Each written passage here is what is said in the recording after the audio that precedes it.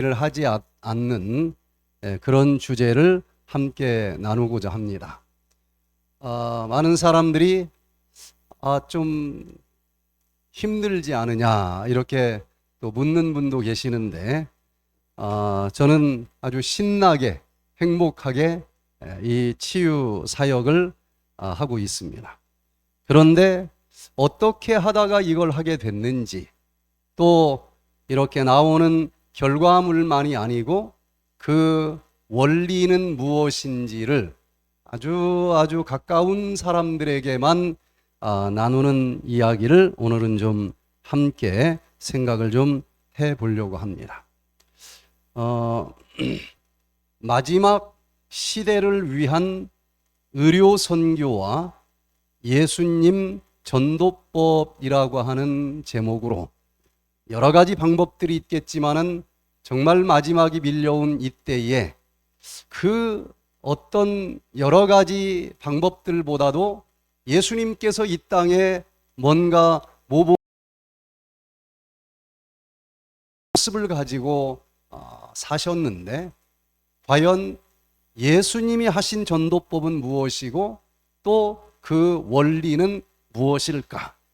저는 이 주제에 대해서 관심을 참 많이 갖고 있었습니다. 성경에 보면 우리가 잘 아는 사마리아 여인을 예수님께서 어떻게 전도하셨는지가 기록이 되어 있는데, 정말 어느 누구도 만나기도 원하지 않고 그 뜨거운 사막, 대낮 해가 쨍쨍 내리쬐을 때에 외롭게 우물가에 물을 길러 온 그 여인의 마음을 예수님은 도대체 어떻게 열었을까? 또 그 여인이 어떻게 진리를 깨닫고 물 길러 온 사람이 무엇까지 던져버리고 동네 가서 자랑을 하는 거예요? 물동이까지. 그 기쁨을 도대체 예수님께서는 어떻게 주셨을까? 우리 모두에게 관심사 아니겠습니까? 저는 처음 신앙할 때에 이 사마리아 여인이 나라고 했으면 어땠을까? 그렇게 깊이 생각을 해봤는데, 요한복음 4장 6절부터 있는 말씀을 잠깐 읽어보면은, 거기 또 야곱의 우물이 있더라. 예수께서 길 가시다가 피곤하여 우물 곁에 그대로 앉으시니 때가 6시쯤 되었더라. 사마리아 여자 한 사람이 물을 기르러 왔음에 예수께서 물을 좀 달라 하시니, 너에게 남편 5이 있었고 지금 있는 자도 내 남편이 아니니 내 말이 참되도다. 여자가 이르되 주여 내가 보니 선지자로소이다. 저는 타고난 성격이 처음 보는 사람을 좀 낯을 가리는 성격을 갖고 있어요. 그냥 조금 가리는 정도가 아니라 굉장히 심하게 가립니다. 너무 어려워요. 어렸을 때 기억이 납니다. 저쪽 100m 앞에서 같은 동네에 살고 있는 저희 친척 할아버지가 걸어오시는 거예요. 남도 아닙니다. 제가 마음속에서 그래도 내가 남자인데 오늘은 씩씩하게 할아버지에게 인사를 한다.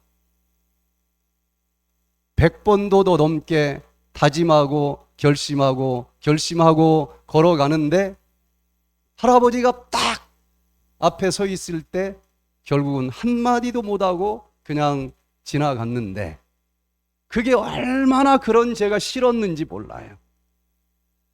어떻게 남자가 이렇게 숫기도 없고 왜 이럴까? 그걸 고쳐보려고 참 노력을 했지만 타고난 성격 고치는 게 그리 쉽지 않습니다. 그러다가 대학 2학년 때 예수님을 만나면서 예수님은 참 어울리기 힘든 유대인이 사마리아 여인, 그것도 여인에게 어떻게 접근을 하고, 전 1000마디 꺼내기가 굉장히 힘들거든요. 그 1000마디를 어떤 원리로 꺼내서 복음을 전할 수 있었는지 굉장히 관심이 많았어요. 여기 물을 길러온 그 여인에게 그가 제일 관심을 갖고 있을 주제, 물을 달라 하면서 대화를 시작하고, 대화 중에 그 여인이 남편을 몇 명을 가지고 있었다 그랬습니까? 5을 가지고 있었는데 지금 있는 남편도 제대로 된 남편이 아니고, 그러니까 뭔가 외로워서 이런 분을 남편으로 의지하고 살면은 좀 행복할까 하고 혹시나 하면서 살아봤는데, 살아보니 역시나예요. 몇 명씩이나 지금 지나간 거예요? 5명이나 지나갔고, 지금 있는 분도 만족이 없는, 자기의 가장 외로운 부분을 찝어줄 때에 이 여인은 지금 앞에 서 있는 분이 그냥 사람이 아니고 선지자라고 하는 사실을 깨닫고, 지금 그냥 육적으로 목마른 것을 갈증을 해결해 주실 수 있는 정도의 그분이 아니고, 자기의 그 외롭고 허전한 모든 것을 적셔 주실 수 있는 예수님, 하나님이라고 하는 사실을 깨달으면서 물동이까지 집어던지고, 내가 드디어 모든 것을 다 맡길 수 있고 의지할 수 있는 진짜 영적인 남편을 만났다. 얼마나 기쁜지 동네방네 다니면서 또 그 소식을 전하는 모습을 보면서 나도 사마리아 여인과 같은 사람은 아닐까 생각을 해봤습니다. 그래서 제가 그 뭔가 부족한 것 같고 허전한 것 같은 것을, 누구를 영적인 남편으로 모시고 살면은 드디어 든든하고 행복할까 쭉 생각을 해보니까, 저는 처음에는 의시성을 가진 사람을 영적인 남편으로 모시고 싶었었던 것 같아요. 어렸을 때 꿈은 의사가 되는 것이었고, 그것만 되면은 속이 좀 든든할 것 같은 생각이 들었습니다. 그래서 미국식으로 결혼하면 성은 남편 걸로 따라가니까 의일권, 발음이 좀 안 되기는 하지만 괜찮지 않을까. 중학교 때까지 그걸 목표로 열심히 공부를 했는데, 중학교 올라가서 생명 검사를 하더라고요. 처음으로 글씨가 잘 안 보여요. 다른 애들은 금방 대답을 하는데, 그래서 생명은 아닌데 색약이다라고 하는 결과가 나왔습니다. 근데 누군가가 색약은 의대를 못 들어간다는 거예요. 그 순간 하늘이 무너지는 것 같았고, 그래서 좌절하기보다는 나는 이과가 아니고 문과다. 그 순간 제가 이제 제 성격을 바꾸기로 결심을 하고, 의대를 이제 포기하고 나는 계속 이과가 아니고 문과다. 사실은 과학하고 수학을 좋아하는데 전혀 반대쪽으로 방향을 잡은 거예요. 그래서 제가 이 의서방하고는 제가 쫓겨난 겁니다. 자격도 안 된다고 퇴짜를 맞은 거예요. 그래서 이제 두 번째 제가 좀 의지했었던 것이 식서방이었던 것 같아요. 그냥 먹고 마시면 뭔가 이 허전함이 좀 달아날 수 있지 않을까 싶어서 지금 기억으로는 아주 입으로 들어가는 건 다 해봤던 것 같아요. 담배도 한번 먹어보고 술도 먹어보고 평생 먹을 걸 다 먹어본 것 같아요. 그런데 그러면 만족이 있을 줄 알았는데 그 식서방이 주는 것은 너무너무 허무하고 허전한 겁니다. 제가 이 식서방 때문에 얼마나 가슴이 참 허전했는지 대학 2학년 때 돈은 한 푼도 가지고 있지 않으면서도 돈 많은 친구들이 하는 짓을 한번 해봤어요. 비싼 술집을 가서 밤새 제일 비싼 걸 마셨습니다. 새벽에 돈을 내야 되는데 학생증 하나 내놓고 나중에 준다. 받아줄 데가 어디 있겠어요. 씨름하고 뭐하고. 그런데 하여튼 어떻게 했는지 안 내고 나왔습니다. 두 번째 날 또 다른 데를 가서 똑같이 했어요. 5일을 연거푸 그렇게 지냈는데 마지막 날은 굉장히 많은 남자들이 한꺼번에 밀려와가지고 이리저리 씨름을 하는데 새벽에 나왔을 때 제 양복 뒤 실밥이 딱 터졌어요. 그래서 새벽 첫 버스를 타고 이제 종점에서 종점까지 가는데 다 자리가 차고 제 자리만 하나 없는 겁니다. 그날은 처음부터 끝까지 저는 서서 가는데 점퍼도 아니고 양복이 딱 터졌는데 얼마나 창피하고, 양복이 터진 것이 아니라 제 가슴이 터진 것처럼 정말 제 일생의 가장 큰 허무함과 공허함을 느끼는 그런 순간이었습니다. 그래서 이거 식서방은 진짜 아닌 것 같다. 그래서 버리고 세 번째 이제 제가 의지한 것은 부서방이었습니다. 좀 돈을 벌어서 부자로 살면 좀 만족이 있지 않을까.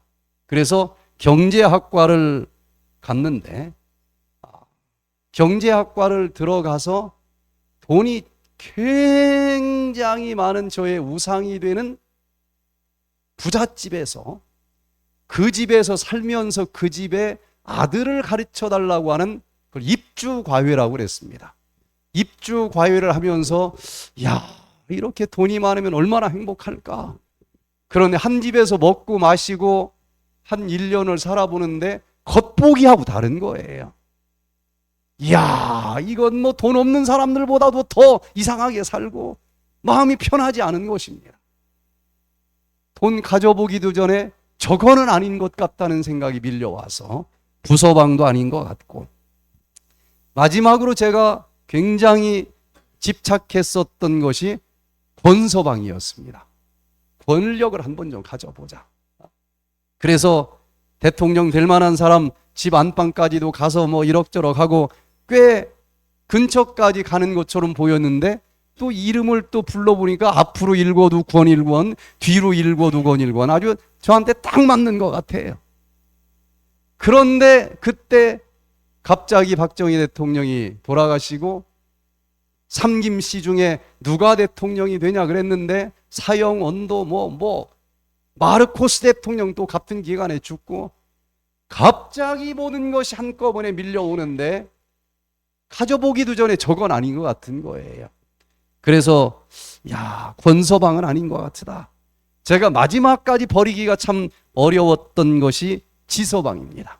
그래서 공부를 좀 해서 여러 학위를 좀 갖고 살면은 뭔가 좀 만족이 있지 않을까. 이것이 마지막까지 제가 놓지 못하던 것이었는데 이 다섯을 한번 의지해봤지만 정말 이거는 아니다 생각을 하고, 사마리아 여인처럼 그렇게 방황하던 대학 2학년 때에 사마리아 그 여인이 드디어 예수 그리스도를 영적인 남편으로 모시면서 그 마음이 차고 넘치는 행복을 찾은 것처럼 이 대학도 문 닫고 정말 외롭고 허전하게 살아가던 그때에 우연히 성경과 성령을 쉽게 써준 오늘의 신앙, 다니엘, 계시록, 대쟁투, 총서 이런 것들을 읽기 시작을 했는데 하루에 한두 시간 잠을 자는 것 말고는 얼마나 기쁜지 하루 종일 그 책을 읽었습니다. 하루 종일 휴교조치 있는 처음부터 끝까지 3개월을 읽어보니까 놀라운 일들이 일어나는 거예요. 제가 처음에 기도 아닌 기도를 했습니다. 하나님, 성경 앞에 좀 읽어보니까 흙으로 인간을 만들었다고 그러시는데 홍해바다 딱 내리치니까 막 갈라진다고 그러는데 그런 하나님이 있으면 진짜 나에게 좀 한번 보여줘 보세요. 그러고서 이 책을 읽어가는데 제가 예전에 수십 번도 더 담배 끊는 것을 시도를 했는데 작심 며칠이라고 그럽니까? 3일. 와, 이 3일을 못 넘는 거예요.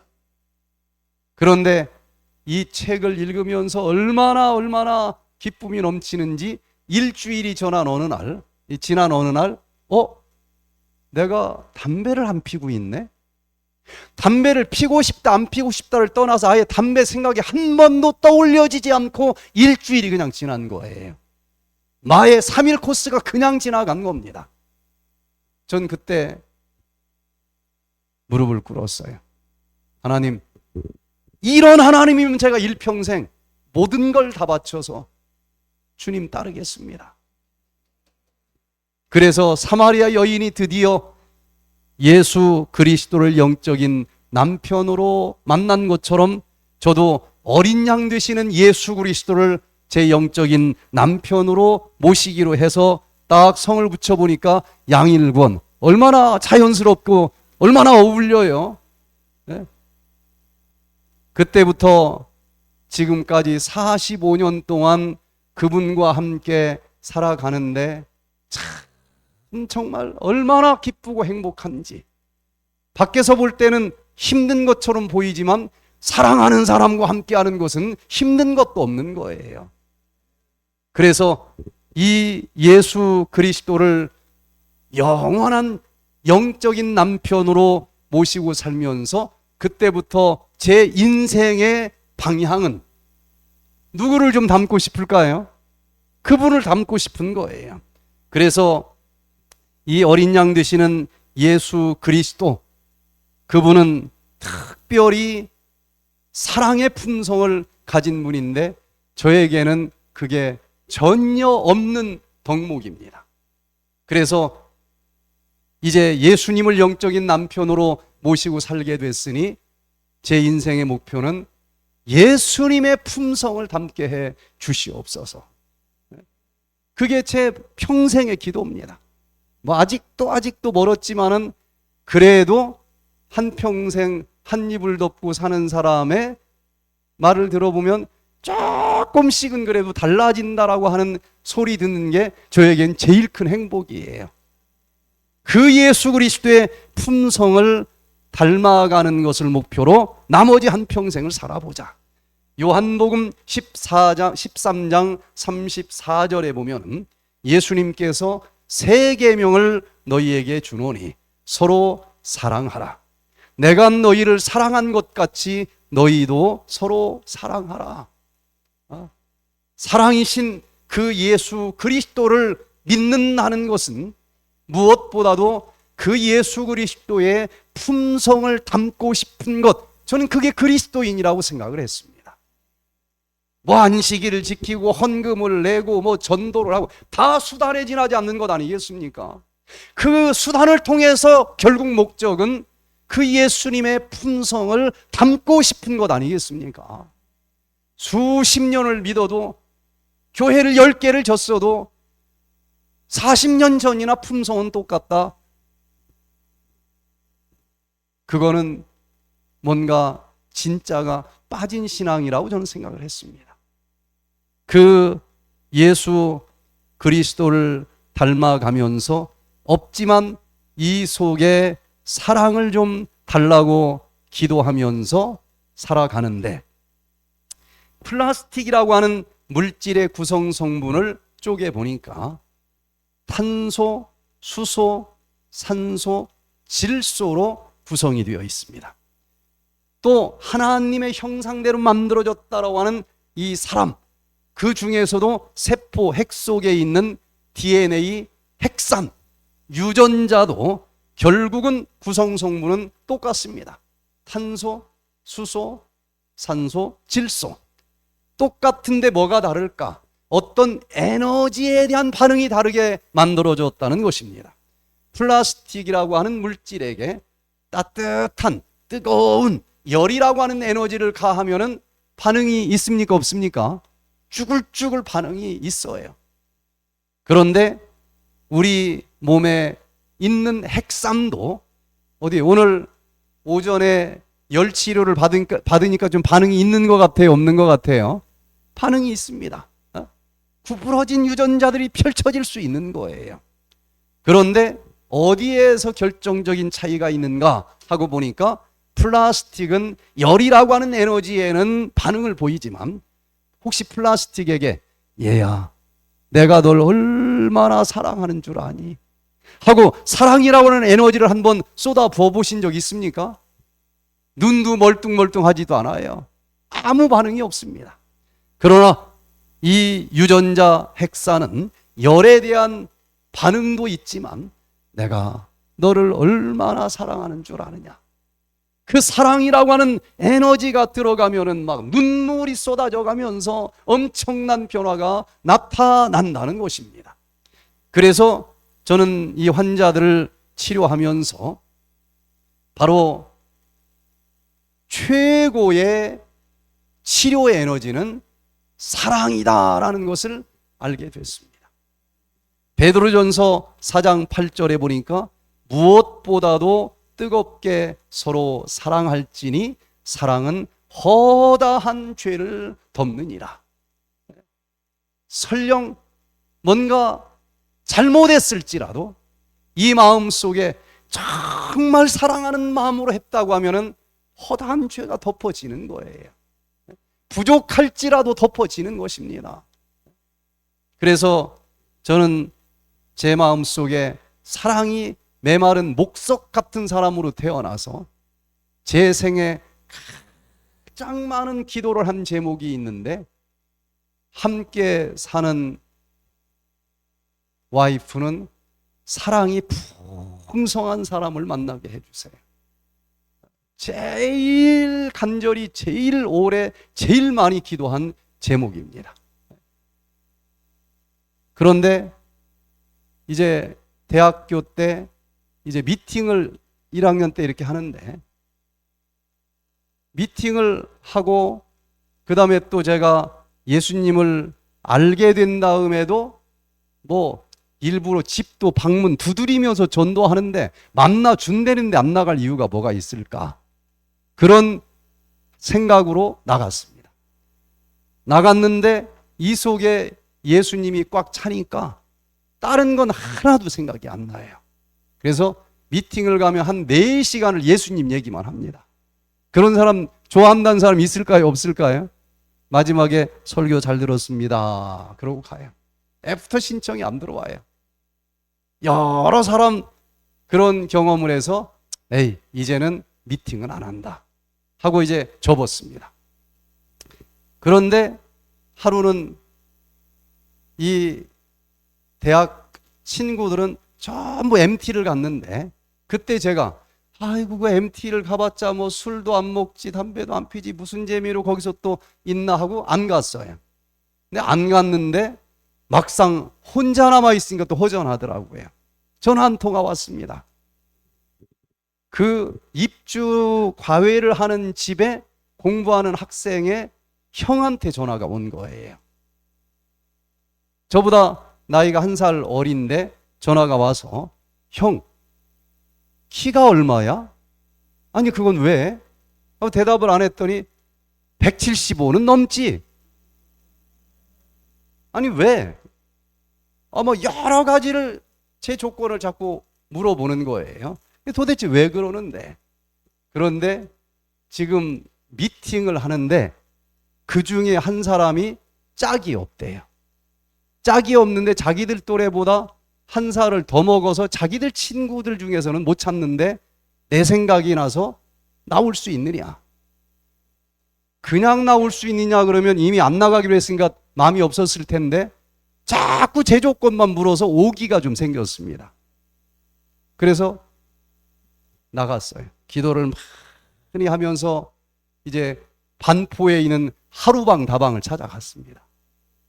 그러면서 쫙 이제 누군지도 모르고 들어갔는데 이렇게 한 바퀴 쫙 도는데 그 중에 한 사람에게서 빛이 쫙 나는 거예요.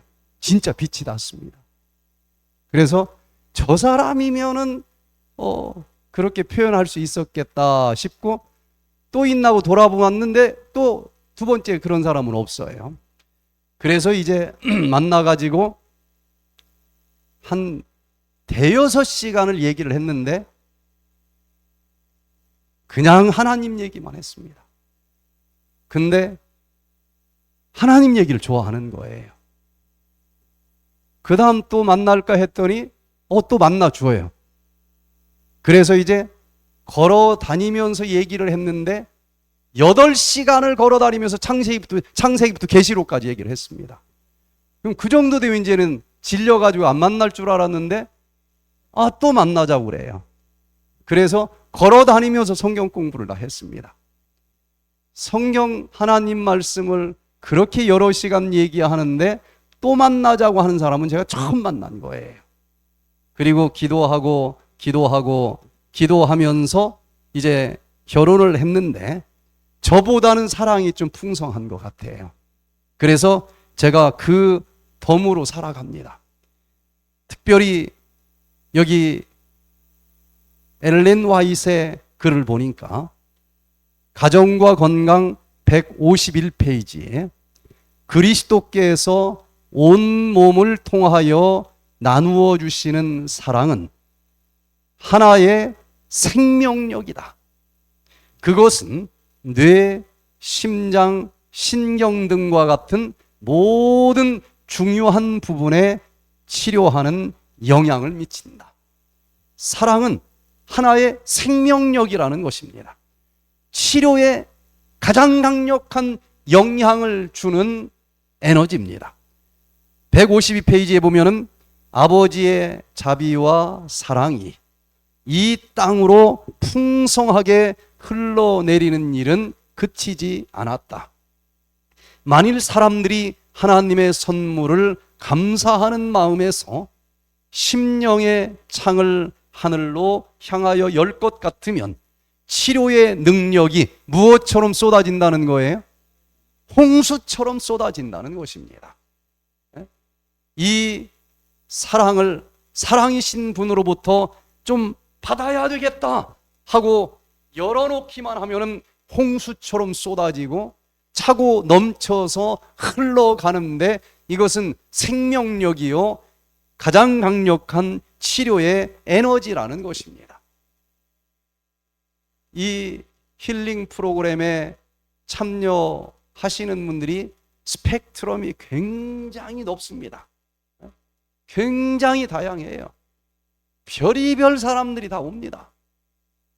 그런데 저희들은 무엇보다도 하여튼 별로 가진 것 없지만 최선을 다해서 사랑을 좀 주자.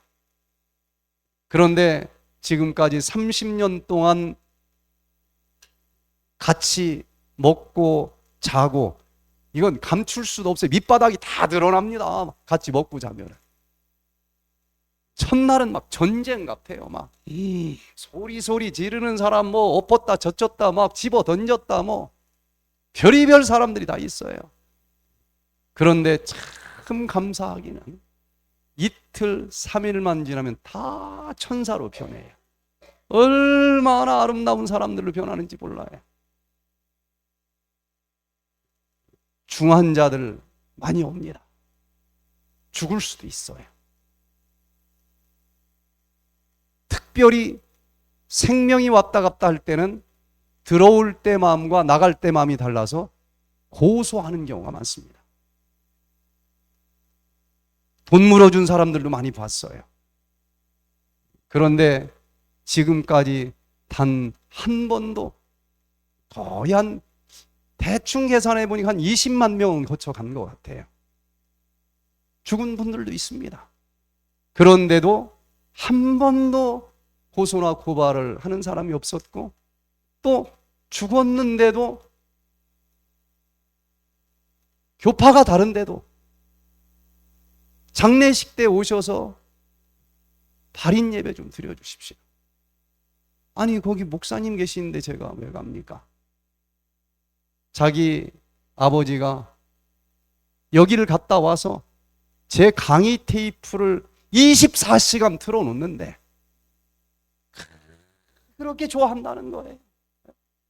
그거 듣다가 돌아가셨는데 아무리 생각해도 제가 와서 한마디 바쁘지만 좀 해주면 너무너무 고맙겠다고 그래요.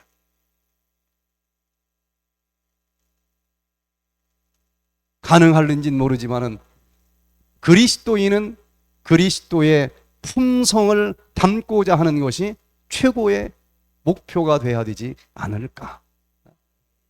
이정자 씨가 이 미국에서 지금 디톡스 프로그램을 처음 개발해서 할 때 딸이 데리고 왔습니다. 이분은 남편이 일찍 돌아가시고 나서 심한 우울증이 왔어요. 한 1년 병만 바라보고 울더니 치매가 온 겁니다. 자식도 못 알아볼 정도 치매가 왔어요. 그리고 균형 감각이 없어져 가지고 그냥 여기저기 사방을 다 부딪히는 겁니다. 제가 출장 갔다가 왔는데 요 얼굴은 한참 좋아진 다음에 얼굴이고 50%는 새카매요, 멍으로. 그런데 이분이 특징이 있는데 밤에는 한숨을 안 자는 겁니다. 일어나가지고 자기 방문을 나오면은 자기 방을 못 찾아요. 이 방 저 방 다 문을 열고 돌아다녀요. 이분 하나 돌보려다가 다른 사람 다 쫓아내게 생겼어요. 그래서 할 수 없이 저와 집사람이 의논을 했는데 이거 어떻게 하면 좋겠느냐. 그랬더니 우리 집사람이 자기가 껴안고 자보겠다는 거예요. 그래서 이제 첫날 같은 방에서 잠을 자는데 한 10분 지나니까 부시럭부시럭 하는 거예요. 왜 그러세요? 그러니까 화장실 가고 싶대. 안 보내주면 또 이불에다 쌀 거 아니겠습니까? 갔다 오세요. 이제 갔다 왔는데 쌌어요. 그런데 안 쌌대. 그럼 잡시다. 또 꿈틀거려. 갔다 왔는데 또 안 쌌어요. 그날 밤 50번을 가는 거예요. 그리고 새벽에 결국은 이불에다 쌌어. 그러면은 그 이불 또 팬티 이걸 다 이렇게 바꿔줘야 되는데 아이고 이 할망구 잘못 그냥 받아가지고 속으로는 그런 맘을 먹으면서 얼굴만 웃으면서 똥기저귀 갈아줄 때 하고 정말 속으로도 사랑으로 갈아줄 때 하고 딸도 못 알아보는 이 할머니가 알아볼까요? 못 알아볼까요? 감정은 100% 살아있습니다. 오히려 더 잘 알아요. 강의도 못 들어. 이분은 심장병이 있어서 여기 심장막동기 달아야 된다라고 하는 수술 날짜까지 받은 사람이에요. 강의를 들어야 뭐 어떻게 효과가 있는데 강의를 못 들어요. 그런데 우리 집사람이 그렇게 사랑으로 잘 해주는 것을 알아요. 그래서 우리 집사람이 내놓은 밥은 다 먹습니다. 운동해라 뭐 여러 가지 얘기 안 해도 갑시다 하면은 따라와요. 그래서 현미밥 다 먹었고 녹즙도 다 먹었고 운동도 다 했고 못 알아들었는데 백퇴되는 다 했어요. 근데 놀랍게도 한 달이 딱 지나니까 정신이 돌아오는 거예요. 그래서 성경을 가리키니까 알아들어요. 침례를 줬습니다. 교회를 데리고 갔는데 이분이 가만히 앉아 있다가 옆에 있는 사람을 딱 치는 버릇이 있어요. 그래서 그분 주변에는 다 가까이 안 합니다. 그리고 또 아직 똥오줌을 못 가려서 있다 보면 냄새가 나요. 그런데 3개월이 지나니까 드디어 침례를 받고 완전히 치매가 100% 회복이 됐어요. 네? 그 딸 외손주가 와가지고 대화가 되는 할머니를 보면서 얼마나 좋아하는지, 도망 다니던 그 사람이 이제는 거기서 아주 이쁜이로 소문이 났어요. 다 좋아지고 병원에 갔더니 심장병도 다 치료돼서 그거 배터리 안 달아도 된다. 완벽하게 좋아지는데, 야, 그 사랑이 아니었으면 뭐 강의도 못 듣고 뭐 찜질하겠습니까? 그런데 사랑으로 마음이 녹으니까 다 따라서 하고 놀랍게 좋아지는 것을 볼 수가 있었어요. 두 번째, 저는 이제 예수님을 영적인 남편으로 모시기로 했으니까 예수님의 품성을 좀 담고 싶었던 것이 제 신앙의 목표였고, 두 번째는 그렇게 믿지 않던 제가 예수를 믿으면서 살아보니까 하늘나라는 가야 이제 알겠지만 이 땅에서도 좋은 게 너무 많은 거예요. 저는 고등학교 때 위장이 약해가지고 맨밥은 먹지를 못했습니다. 국을 말아 먹든지 물을 말아 먹든지, 그것도 조금만 먼저 삼키면은 여기 평상시 하나가 걸려있고 조금 빨리 먹으면 하나가 더, 부채증이라고 그러더라고요. 하나가 더 올라가요. 이야, 고등학교 때 돌멩이를 씹어도 소화된다고 하는 나이에 이 소화기관이 그렇게 안 좋았어요. 그리고 세상 근심 걱정을 혼자 다 짊어지고 살아서 그런지 고등학교 때부터 흰머리가 나더니 대학교 때 가니까 반절이 흰머리예요. 제 또래들보다도 10살을 더 많이 먹어봤습니다. 고등학교 때 시내버스를 딱 탔는데 학생들은 좀 싼 학생 토큰을 내잖아요. 앞에 있는 제 친구들은 학생 토큰 내니까 그 안내양이 그냥 받고 내리게 하는데, 저도 학생이니까 학생 토큰 냈을 거 아니겠어요? 딱 막아요. 아니 왜 그러느냐 그랬더니 학생증 보여달래요. 왜 나만 차별하느냐? 아무리 봐도 학생 같지가 않다는 거예요. 대학교 딱 입학식 날 입학식장을 갔는데 어떤 교수님이 학생 자리에 한 분이 앉아 있는 거예요. 오랜 하루에 수염도 나고, 아니 왜 교수가 저기 앉아 있지? 그런데 이분이 뚜벅 저한테 오더니 저한테 인사를 하면서 몇 년 쉬었다 들어왔수 그러는 거예요. 제가 고등학교 들어갈 때는 1년 재수를 했지만 대학은 그냥 들어갔거든요. 그래서 나 그냥 현역이다. 에이, 농담하지 말래. 아니, 몇 년 쉬었다 들어왔냐는 거예요. 아니 도대체 왜 그러느냐? 나 그냥 들어왔다니까. 이분이 군대 갔다 와서 뭐 삼순가 해가지고 7년인가 늦게 들어온 형님이에요. 그 나이 때는 군대 3년만 갔다 와도 민증 안 봐도 다 표시 나눌 때입니다. 근데 아무리 봐도 자기보다 형님 같아서 물어본다는 거예요.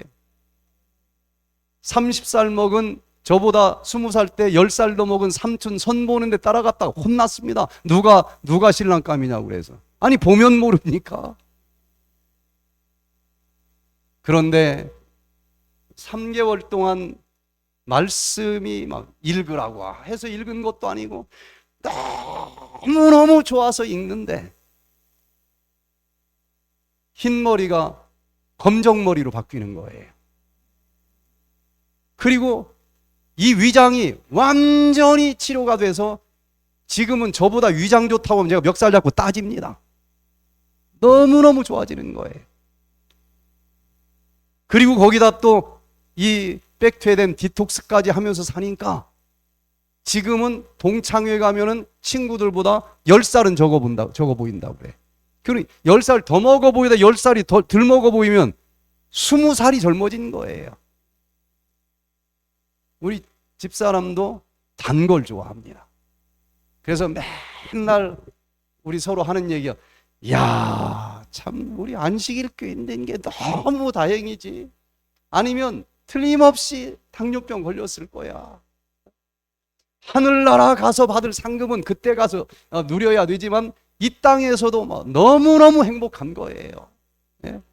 그래서 이왕이면 그 예수님을 좀 나만 알 것이 아니라 좀 많은 사람들한테 나누어야 되겠다. 그런데 이 전도하는 것도 수많은 방법이 있겠지만 예수님의 방법대로 좀 하고 싶다. 이게 처음 신앙할 때 강력하게 왔어요. 그래서 예수님은 어떤 식으로 전도를 했는지를 기도하면서 살펴봤습니다. 사도행전 13장 47절에 보니까 주께서 이같이 우리를 명하시되 내가 너를 이방의 빛을 삼아 너로 땅 끝까지 구원하게 하리라.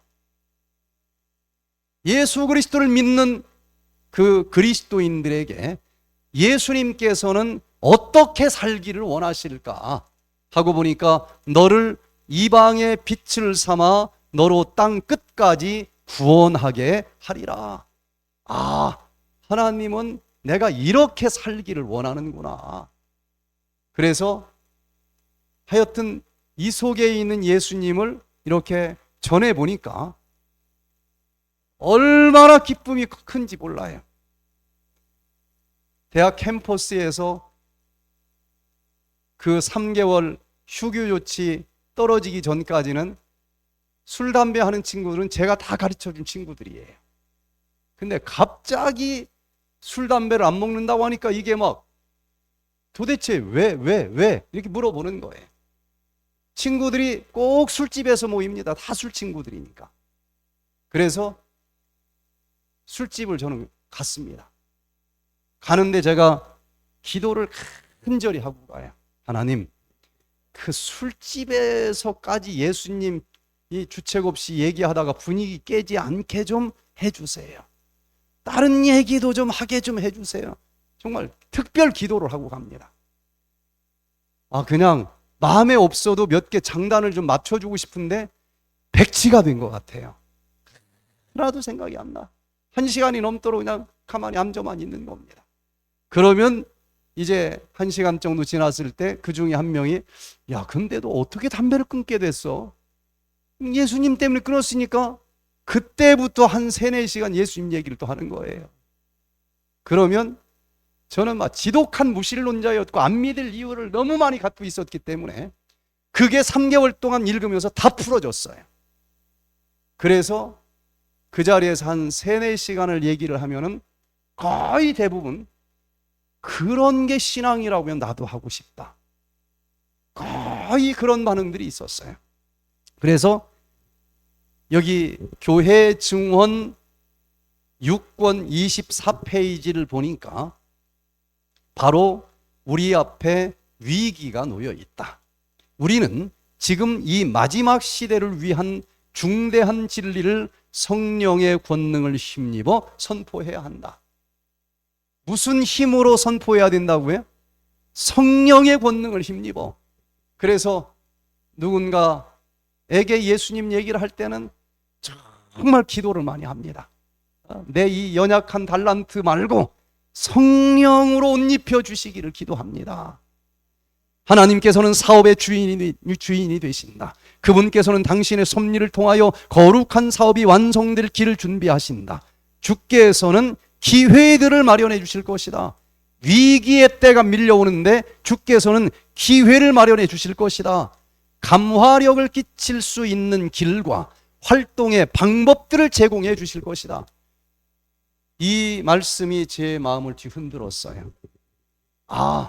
위기의 때가 오지만 성령의 능력을 힘입어 나가 전하면은 위기를 기회로 만들어 주실 것이다. 그런데 그 예수님께서는 어느 길로 가야 될지 길과 활동의 방법들까지 가르쳐 주신다라고 하는 말씀을 보면서 저는 전도하는 방법까지도 예수님에게 물어야 되겠다. 그리고 많은 말씀들을 찾아봤습니다. 예수님께서는 활동의 방법까지도 가르쳐 주신다고 했는데 과연 마지막 늦은 빛 성령을 받기 위해서는 마지막 시대에 어떻게 활동을 하라고 했는지를 수백 번 읽으면서 5가지로 요약을 해보니까, 마지막 살아남을 자들은 제자 훈련을 해야 된다라고 나옵니다. 그래서 제자 훈련을 열심히 했습니다. 또 마지막 시대는 소그룹 활동을 하라고 영감의 글에 또 나와요. 그래서 소그룹 활동, 절대로 과오가 없으신 분이 가르쳐 주셨기 때문에 정말 열심히 했습니다. 3번째는 집집 방문을 하라고 했어요. 접촉을 해야 되는 것입니다. 진짜 열심히 했습니다. 그리고 무엇보다도 예수님이 이 한낱을 가지고 오기 직전 마지막 인류에게 전해지는 영원한 복음, 새 천사가 날아가면서 이 전했었던 영원한 복음이 결국은 모든 복음의 핵심일 것이다. 그래서 이것만큼 빼놓지 말고 전해야 되겠다. 가장 중대한 주제는 첫째와 둘째 천사의 기별을 포함한 셋째 천사의 기별이다. 모든 사람들이 이 기별에 포함되어 있는 진리들을 이해해야 하며, 이 진리는 구원에 있어서 절대 불가결한 것이므로 일상생활에서 그 진리를 실천해야 된다.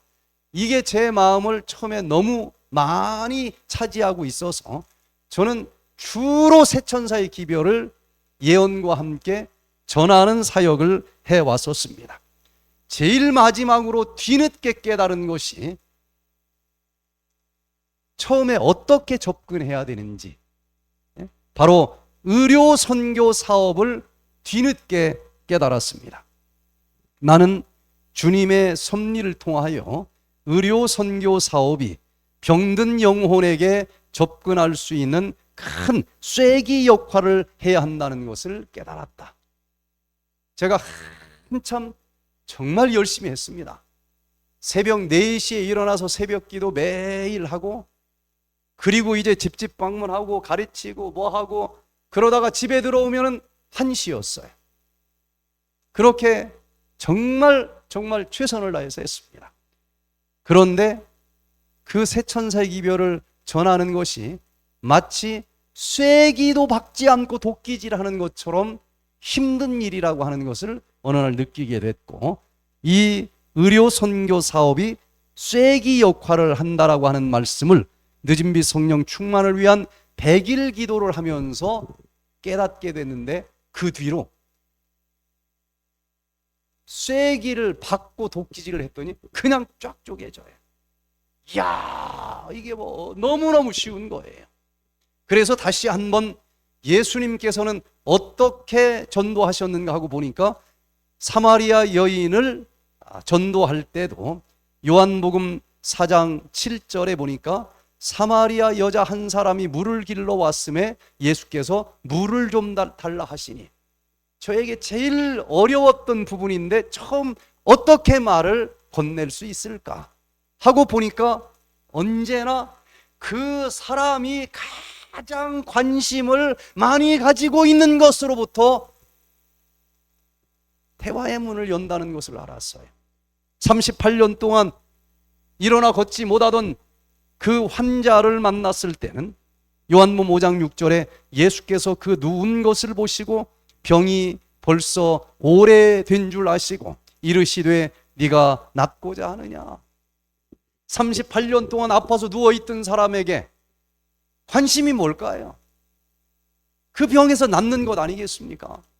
그 사람이 제일 관심 갖고 있는 부분으로 처음 말을 걸면 입이 그 사람도 열어지고 주거니 받거니 하다 보면 쐐기가 박히고, 그 다음에 새 천사의 기별을 전하면 되는데, 그 마지막 시대에 살아가는 현대인들은 어떤 부분에 제일 관심을 많이 가졌을까 하고 여러 통계를 제가 찾아봤습니다. 2002년도에 한국 통계를 보니까 어디에 가장 관심이 많으냐 하고 물어봤더니 44.9%가 건강에 대해서 제일 관심이 많다고 통계가 나옵니다. 두 번째가 경제, 세 번째가 학업, 그 다음 직장, 자녀 문제, 주택 문제. 그래서 가장 최근에 나온 이 논문을 엊그제 또 찾아보니까 퓨 리서치 센터에서 2025년 1월 달에 미국 사람들 대상으로 연구해서 발표한 통계를 보니까 여기도 역시 1등 관심사는 건강이었어요. 67%였습니다. 그 다음 경제, 마약 중독, 도덕적 상태 이런 것들입니다. 그러면 예수님께서 전도의 원리를 살펴보니까 예수님은 그 사람들이 가장 관심 있는 이야기로 시작을 하면서 마음을 열었는데 예수님이 이 시대에 오면은 어떤 주제로 가장 먼저 접근을 할까 보니 건강 문제로 얘기를 하면은 되겠다. 그래서 제가 이게 진짜 맞는지 확인을 해보니까 여기 건강의 길 책에 보니까 나는 주님의 섭리를 통하여 의료 선교 사업이 병든 영혼에게 접근할 수 있는 큰 쐐기의 역할을 해야 한다는 것을 깨달았다. 또 의료 선교 사업이 현대 진리의 복음의 문을 여는 쐐기 역할을 해야 한다. 새 천사의 기별이 도처에 들려져야 한다. 결정적으로 제가 예언을 주로 가르치다가 그냥 단 하루 만에 완전히 방향을 바꿨었던 이유는 바로 이 말씀 때문이었습니다. 나는 그대들에게 불언간 의료 선교 사업 외에 목회 분야의 사업을 전혀 할 수 없는 때가 오리라는 것을 말해주고 싶다.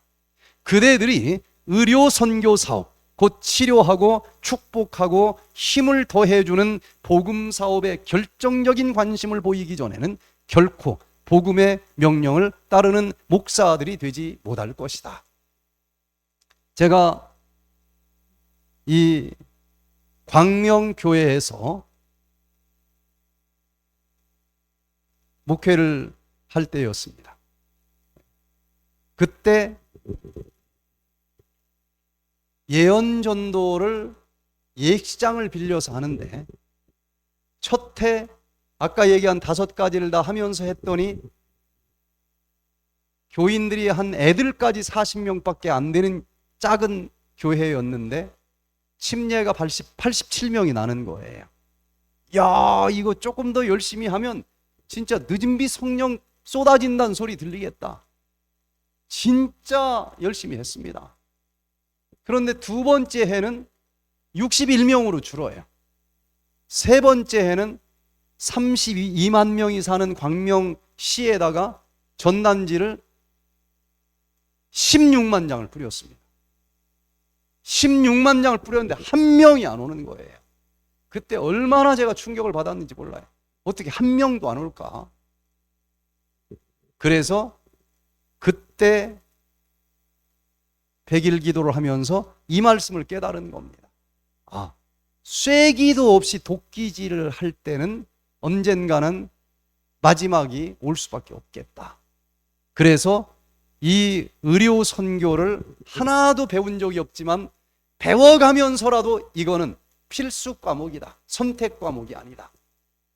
마지막 때 이것이 아니면은 사람들을 모일 수도 없게 하는 시대가 오고 이것 아니고는 복음을 전할 방법이 없는 때가 온다. 그렇게 기록이 되어 있는데 저는 이 말이 사실인 것을 봅니다. 시골이든 외국이든 어디든 가는 데마다 건강 이별을 가지고 가면은 넘치도록 사람들이 밀려오는 것을 보게 됩니다. 한 28년 전에 김시봉 선생님이 이 힐링 프로그램에 오셨습니다. 이분은 교통사고로 크게 다쳤는데 췌장이 완전히 파열이 됐어요. 인슐린 공장이 다 사라진 겁니다. 그래서 당뇨병이 찾아왔는데 이건 주사로도 안 돼요. 인슐린 펌프를 달아야 돼. 이미 10년 이상 펌프를 달고 살아온 사람입니다. 그래도 혈당이 너무 높아서 조절이 안 되는 그런 이제 순간을 맞이했고 간경화증도 오고 황달도 오고 복수도 오고 당뇨는 너무 심하고. 그런데 이분이 98년도에 이 백투 에덴 프로그램에 입소를 합니다. 건강 문제가 아니면은 이런 분들을 만날 수 있을까? 굉장히 지독한 불교인입니다. 이게 아니면은 성경 공부합시다 해가지고 접촉이 될 수 있었을까? 그런데 그 16년 동안 차고 있던 인공췌장기를 떼고 한 달이 지나지 않았는데도 혈당이 완전 정상이 되는 기적이 일어났어요. 췌장이 다 망가졌는데 도대체 어떻게 해결됐는지 설명할 수가 없었습니다. 그렇게 이제 시작이 돼서 간경화증까지 완전히 사라지니까 침례를 받고 하나님의 아들이 되고 싶었어요. 근데 이분만 부처님을 믿는 게 아니라 그 아버지가 굉장히 독실한 분입니다. 그래서 주말에 집에를 좀 갔다 오겠다고 그래요. 그래 갔다 왔습니다. 그래 가서 뭐 하고 왔느냐 그랬더니 아버지를 만나가지고 아버지 저 좋아진 것 좀 보세요. 저 살아야 되겠습니다. 저 예수님 침례 받고 믿을래요. 근데 아버지는 뭐 보통 저기 한 불교인이 아니에요. 그래도 믿어라라는 말을 안 하더래. 그냥 벽을 쳐다보면서 헛기침만 하는 거예요. 그래서 이분이 아버지가 저 정도면 그렇게 하라고는 못하지만 알아서 하라는 뜻이구나. 그래서 제가 침례를 받기로 했습니다. 침례를 받았어요. 그 뒤로 28년이 지나서 작년에 제가 통영에서 이 프로그램을 하는데 아직도 살아계셔요. 아직도 살아계시는 모습을 보면서 얼마나 반가웠는지. 예수님의 방법대로 방법까지도 전도를 한번 해보시기를 바랍니다. 마지막 시대는 그 어떤 시대보다도 질병이 많을 수밖에 없는 시대이고 거기에 제일 관심을 많이 가졌으니까 건강 얘기부터 시작을 하면은 문이 열어지는 거예요. 세 번째, 그렇게 해서 건강 얘기를 하는데 어떻게 건강 얘기를 하다가 성경 얘기로 넘어갈 수 있을까? 그게 저에게 숙제였습니다. 예수님이 최고의 선생님 아닙니까? 그래서 저는 가르치는 방법도 예수님 방법대로 좀 해야 되겠다. 예수님은 어떻게 가르쳤지? 실물교훈이라고 하는 책 13페이지에 이렇게 기록이 되어 있습니다. 천연계의 사물들은 영적 사물을 설명하는 매개물이 되는 바, 천연계의 사물과 설교를 듣는 자들의 인생의 경험은 성경에 기록된 진리와 연결되어 있다. 그리스도의 비유는 인간을 하나님과 땅을 하늘과 연결시키는 진리의 사슬의 고리들이 되어서 천연계로부터 영계로 인도하고 있다. 제가 이 말씀의 의미를 깊이 생각하면서 예수님이 최고의 랍비이신데 어떻게 가르치셨는가? 그 사람들이 제일 잘 아는 농사꾼들한테는 포도나무의 실물 얘기하다가 이 세상의 물질도 하나님이 만들었고 저 영적인 세상도 하나님이 만들었기 때문에 원리는 똑같은 것 아니겠습니까? 그들이 이해할 수 있는 천연계 실물을 이야기하다가 하늘도 잊지는 이와 같다. 보이는 이 세상의 실물을 얘기하다가 그 속에 담겨져 있는 어떤 원리를 끄집어서 저 영적인 하늘의 진리로 연결하는 식으로 항상 가르치신다는 것을 보게 됐습니다. 이것을 실물 교훈 교수법이라고 이야기를 하는데 이게 진짜 효과가 있을까? 우리의 뇌 구조를 보면은 실물 교훈 교수법이 최고의 교수법이라고 하는 것을 알 수가 있습니다. 뇌는 왼쪽 뇌, 오른쪽 뇌로 나뉘어진다는 것을 많이 알고 있지 않습니까? 왼쪽 뇌는 구체적이고 사실적이고 논리적인 것을 전문적으로 분석을 합니다. 오른쪽 뇌는 감성적이고 추상적이고 이런 것들을 주로 분석을 해요. 그런데 각자 전문적으로 분석한 것을 뇌 한가운데는 뇌량이 붙어 있습니다. 뇌량, 그 량자가 양일권 양자입니다. 양상군자 할 때 그 양자예요.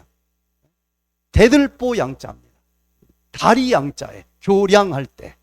그래서 양쪽에서 구체적인 사실과 추상적인 개념을 전문적으로 분석을 해가지고 견우와 직녀가 만나듯이 그것을 여기 뇌량이라고 하는 다리로 가지고 와서 두 개가 하나 딱 만나는 그 순간 드디어 어느 한 가지 사실을 완벽하게 이해를 하게 되는데, 그때 우리는 영감이 충만하다는 소리를 합니다. 시인이든, 우리 우영석 목사님 시 많이 쓰시잖아요. 시인이든 뭐 부처님 믿는 스님이든 뭔가 딱 한마디 나눠보니까 이분 예사롭지 않네. 거기에 담겨져 있는 모든 비밀은 컵을 보면서 컵 얘기만 하는 것이 아니라 거기에 담겨져 있는 어떤 추상적인 개념을 뽑아가지고 인생도 다 그런 거야. 그런데 어떤 인간이라 할지라도 뇌가 이 구체적인 사실적인 논리적인 사실과 감성적이고 추상적인 것이 이게 같은 거야 하고 한자리에 딱 연결되는 그 순간 영감이 충만하고, 그때 듣는 사람도 외국 사람도 똑같아요. 그때 고개를 끄덕거리면서 하고 돋터지는 소리를 합니다. 그래서 이 실물 교훈 교수법으로 강의를 해야 되겠다. 그런데 실물 중에서 하나님이 가장 마지막으로 가장 전문적으로 만든 피조물이 사람 몸 아니겠습니까? 사람 몸을 구체적으로 연구해보면 모든 창조물들의 원리가 다 들어있어요. 그리고 자기 몸은 누구나 다 관심을 가질 거예요. 그래서 자기 몸에 대한 육적 기별을 얘기하다가 실물교훈 교수법의 원리로 영적으로도 이와 같다. 그러면은 자기도 고개가 끄덕거려지면서 그것이로구나 하고 이해가 되는 거예요. 그때 성령 충만한 은혜가 임합니다. 제가 이게 진짜 될까 하고 막 인턴이었을 때 7개 강목을 실물교훈 교수법으로 만들었어요. 그리고 똑같은 강목을 가지고 청년 야영회 때도 강사로 해보고 작년 야영회 때도 강사로 해보고 고등학교, 중학교, 초등학교, 유치원까지 똑같은 것으로 해봤습니다. 대학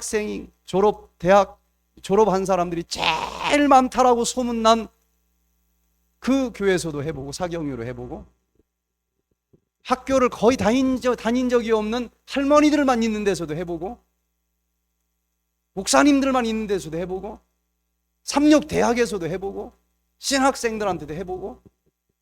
그런데 똑같은 걸 가지고 하는데 어디 한 군데도 예외 없이 엄청난 반응이 있었어요. 야, 이게 실물교훈 교수법이었구나. 5,000명이나 되는 그 다양한 사람들에게 하루 종일 설교해도 질리지 않게 할 수 있었던 게 이 비법이었구나. 제가 건강 강의를 딱 하겠다고 마음 먹는 그 순간부터 저는 건강 강사로 전 세계를 불려다녔습니다. 그게 어떻게 가능해요? 건강을 다 한 과목도 공부해 본 적이 없는데 이 실물교훈 교수법을 쓴 겁니다. 건강 얘기는 초등학교 자연책에 나오는 정도밖에 모르니까 그 정도만 하는 거예요. 그리고 그것의 영적인 원리를 끄집어내서 쫙 하니까 그렇게 두 개를 연결한 강의는 처음 들어보거든요. 의사들도 건강 얘기는 잘 알지만 성경하고 이렇게 연결시켜서 처음 듣거든요. 한 번 들으면 그 다음 교회 초청, 그 다음 교회 초청. 그래서 저는 예수님의 실물 교훈 교수법이 세계 최고의 교수법이라고 믿습니다.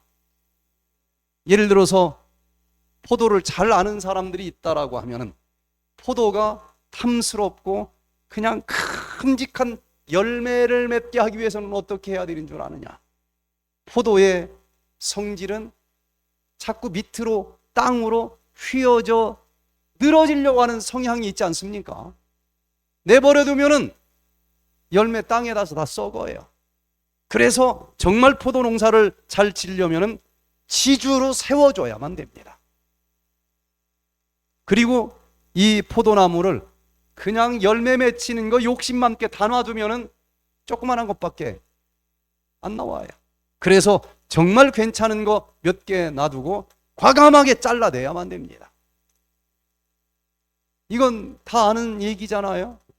그런데 우리가 성령의 풍성한 열매를 맺는 원리도 똑같습니다. 원리는 우리 인간은 이 땅으로 휘어져 늘어지려고 하는 죄의 성향을 가지고 있는 사람들이에요. 포도처럼 똑같습니다.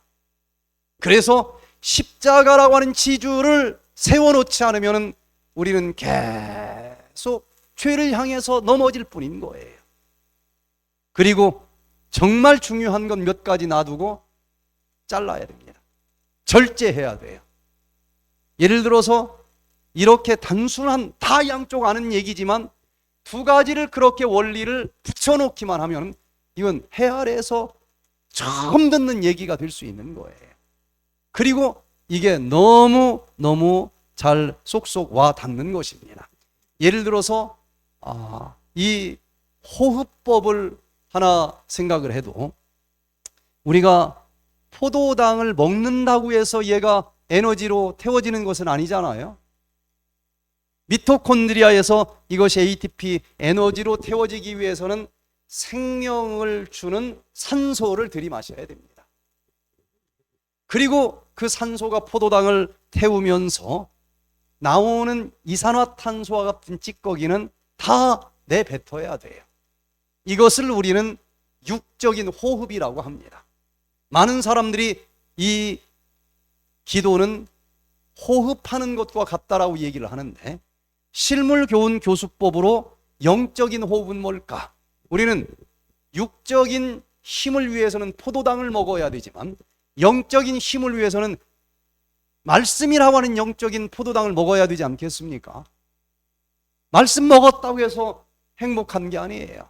이것이 살아 꿈틀거리기 위해서는 생명의 원동력이 되는 산소를 들이마셔야 되는 것처럼 생명의 원동력이 되는 성령을 기도하면서 받아야 됩니다. 그리고 그 성령과 함께 말씀이 태워지면서 그 말씀대로 살아가다 보면은 여러 가지 이산화탄소와 같은 영적인 찌꺼기들이 또 나올 수 있는데 이것은 다 회개하고 다 버리는 것, 이게 영적인 기도 아니겠습니까? 그래서 기도학을 이것을 통해서 구체적으로 어떻게 기도를 해야 되는지 실물교훈으로 다 풀어가지고 설교를 하면 신학과에서 하든지 뭐 어디서 하든지 다 관심을 가질 수밖에 없다고 하는 것을 보게 됩니다. 제가 특별히 성서 건강 예언 세미나, 성서 예언 세미나까지도 이 건강과 묶어서 실물 교훈으로 풀어가는데 그 중에 하나만 얘기하고 오늘 말씀을 좀 마무리하도록 하겠습니다. 예를 들어서 작은 뿔을 좀 강의를 하고 싶다. 근데 저는 건강 세미나 한다고 이제 홍보를 합니다. 모여요. 그런데 작은 뿔을 얘기할 때는 일단 세포 강의를 합니다. 세포를 가장 강력하게 회방하는 세력은 누구일까요? 영양학적으로 세포를 가장 무섭게 파괴시키는 것은 기름 중에서도 트랜스 지방입니다. 이 정도는 얼핏 알지 않습니까? 자, 그러면은 트랜스 지방이 뭘까? 지방을 보면은 탄소가 일렬로 묶여 있고 양쪽 손에 수소를 잡고 있는 그런 모양을 갖고 있는데, 그 수소가 한 군데도 빈 곳 없이 포화된 상태의 지방은 포화지방이라고 부르고, 그 중에 몇 개가 덜 채워졌다, 불포화 지방이라고 그래요. 그런데 성질이 다릅니다. 이 지방으로 세포의 막을 만드는데, 포화지방으로 세포의 막을 만들면 빈틈이 없어요. 너무 견고해요.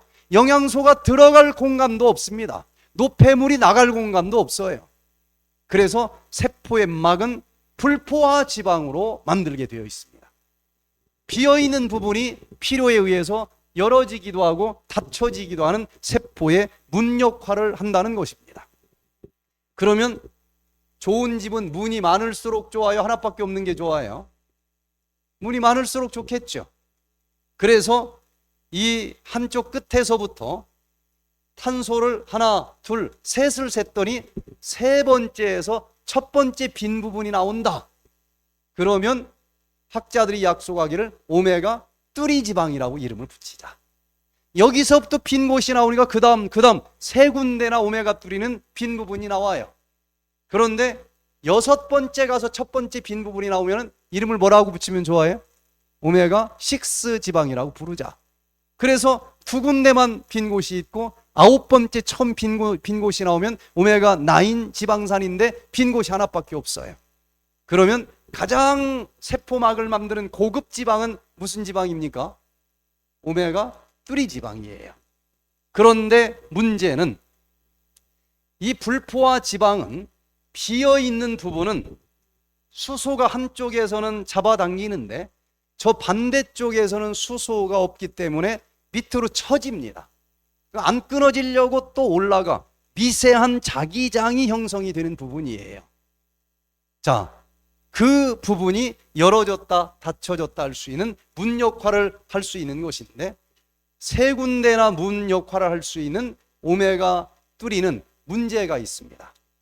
무슨 문제가 있는가 하면은 산소가 날라오면은 포화지방은 이미 다 수소를 잡고 있기 때문에 쳐다도 안 봐요. 변질이 안 됩니다. 그런데 비어있는 불포화지방은 잡아야 될 솔이 지금 비어있지 않습니까? 산소가 날라오면 얼른 덥석 잡아버려요. 산화가 됩니다. 그래서 오메가 6보다도 오메가 3가 산화되는 부분이 더 많아요. 좋기는 한데 잘 구별을 해야만 제 기능을 합니다. 성경에서 기름은 성령을 상징하는데 더 풍성한 성령을 받은 사람들일수록 좋기는 한데 세상과 더 철저하게 구별된 삶을 살아야지 똑같이 섞여 살면은 훨씬 쩐내가 더 빨리 납니다. 자, 그런데 하나 더 나가서 이 시스 결합 오메가 3 지방은 자연계에서는 언제나 한쪽 방향으로 수소가 잡아당기고 한쪽은 비어 있어요. 시스 같은 쪽에서만 잡아당긴다는 거예요. 그러니까 출렁출렁 하면서 문 역할을 하는데, 이 오메가 3 지방을 고열을 처리한다든지 아니면은 고압을 처리하면은 이게 뒤틀어집니다. 반대 방향으로 트랜스가 돼요. 열을 가하면은 반대 방향으로 이게 틀어져서 분명히 불포화 지방은 맞는데 한쪽에서 잡아당기고 다른 쪽에서 잡아당기니까 균형이 형성이 돼가지고 분명히 불포화인데 포화 지방하고 똑같은 성질이 돼서 문이 열어지지 않아요. 그래서 어떤 포화 지방보다도 트랜스 지방이 딱 들어가면은 세포가 야, 여기 포화 지방은 자격 없어 거절하는데, 트랜스 지방이 들어가면 나도 불포화 지방이라는 거예요. 한 자리를 차지합니다. 그래서 어떤 지방보다도 가장 무섭게 세포를 깨트리는 것이 트랜스 지방이라는 거예요. 그런데 트랜스 지방으로 제일 변하기 쉬운 지방이 오메가3 지방입니다. 포화 지방은 뒤틀어질 필요가 없어요. 트랜스 지방이 만들어지지 않습니다. 그래서 이 말씀의 원리를 요약해 보면은 세포를 가장 무섭게 파괴시키는 기름은 가장 고급 기름인 오메가3가 보관을 잘못해서 뒤틀어진 기름이 가장 세포를 많이 망가뜨리는 것이다. 영적인 원리도 마찬가지다. 세포를 가장 강하게 망가뜨리는 것이 가장 고급 기름이 관리를 잘못해서 변질됐을 때 망가뜨리는 것처럼 하나님의 교회를 가장 무섭게 공격하는 적그리스도는 김정은이가 아니다. 그 성령의 기름을 가장 풍성하게 받은 사람들이 거룩하게 살지 못하고 말씀에서 벗어나면은 이 사람들이 변질이 돼서 하나님의 성도들을 가장 무섭게 파괴시키는 세력이 되고 적그리스도가 된다. 그러면 예언 하나만 가지고 가르칠 때보다도 훨씬 이치가 맞으니까 이해가 되는 거예요. 이렇게 모든 것을 예수님의 성품을 담고 또 예수님의 방법대로 전도를 하고 그리고 예수님의 방법대로 말씀을 전하면서 늦은 빛 성령과 함께 살아갈 때에 놀라운 일들이 일어납니다. 우리 김성원 목사님 계실 때에 LA 지역에서 밑에 샌디에고에서 LA 넘어 베이커스필드까지 2000년도에 이 모든 방법이 모아진 힐링 캠프를 하는데 2,500명이 모이고 일주일 실물교훈 교수법으로 강의를 했더니 마치는 날 74명이 침례를 받는 놀라운 모습을 볼 수가 있었습니다. 95%의 국민들이 이 불교인이라고 하는 미얀마에서 우리 백투에덴 의료선교단이 갔는데 첫날에는 단상에도 세우지를 안 해요. 6군데로 나누어져서 이 강의를 하는데 나중에 시간 지나니까 스님들이 스님복 입고 와서 막 앉아 있어요. 일주일 지나니까 스님들이 침례를 받습니다. 일주일 뒤에 1200명이 침례를 받는 모습을 봤어요. 건강 얘기하니까 모이는 것이고 건강 얘기하다가 실물교훈으로 말씀 들어가니까 이해를 쉽게 하는 거예요. 또 태양신의 나라 잉카 문명을 갖고 있는 페루에서 의료선교로 사람들을 모으고 실물교훈으로 말씀을 전할 때 얼마나 많은 사람들이 모여드는지 하이티에서도 마찬가지입니다. 또 이 회개도의 나라 벵글라데시에서도 많은 사람들 모이고 정말 쉽게 침례를 받는 걸 봐요. 일본에서도 마찬가지고 중국에서도 2,500명 정도 모여들고 해란강에서 동시에 204명이 또 침례를 받는 놀라운 모습들도 볼 수가 있었고 인도에서 4,000명이 모여요. 건강 관심이 어떤 나라라도 있다는 것을 보게 됩니다. 김일성교의 나라 북한에서도 모여요. 제3병원을 꼭대기층 내놓으면서 모여들고 학술 세미나에서도 모여들고 그러면서 그들도 똑같이 치료가 되고 똑같이 실물교훈 교수법으로 어느 정도의 복음을 전하는 방법도 가능하다라고 하는 것을 깨닫게 됐습니다. 자, 그래서 우리가 태초에는 예수님께서 생육하고 번성하여 이 땅을 그 하나님의 자녀들로 가득 채우라고 하는 명령을 내렸고 마지막 때는 가르쳐서 침례를 주어 하나님의 자녀들로 이 땅을 가득 채우라고 하는 이 명령을 우리가 받았으니까 방법까지도 하나님의 방법을 활용해서 이건 혼자 할 수 있는 일들이 아닙니다. 그래서 제 꿈은 이렇게 예수님으로 시작해서 예수님으로 맞춰지는 이런 한 무리가 태어나서 엘리야의 심령을 가지고 각 나라와 방언과 족속들에게 이 복음을 전할 때에 얼마나 엄청난 일들이 있을까? 그런 일들을 우리가 이제 한번 일어나서 해볼 때가 되지 않았는가? 예수님 오시는 그날 우리 아멘 주 예수여 어서 오시옵소서. 모두 다 이 환난 통과해서 영접할 수 있는 우리 모두가 되시기를 바라면서 오늘 말씀을 마치겠습니다.